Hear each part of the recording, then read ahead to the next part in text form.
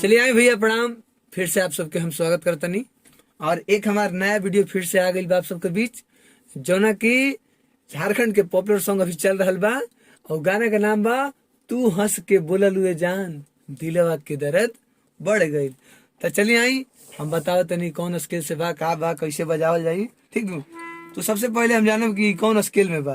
तो ई बा हमने के जी शार्प के बाद ए, हाँ ए माइनर में हमारा गाना बा। ठीक नो, ए माइनर में, ए माइनर यानी कि ई स्केल। ठीक बा।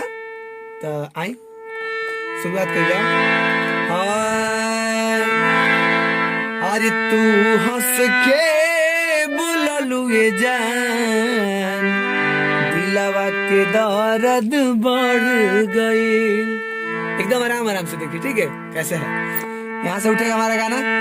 तू हंस के बोललुए जान दिलवा के दर्द बढ़ गई, तोहरा प्यार में पागल, तोहरा प्यार में पागल दिल दीवाना हो गई।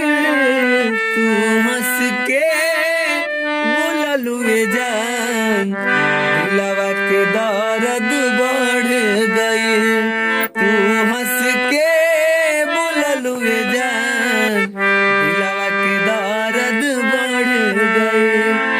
ठीक है, ये हमारा हो गया मुखड़ा। अब आते हैं अंतरा में।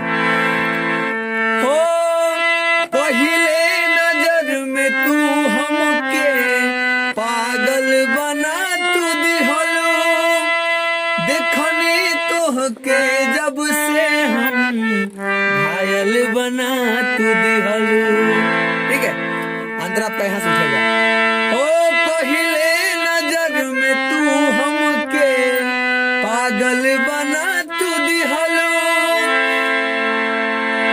देखने तोहके जब से हम घायल बना तू दिहलो।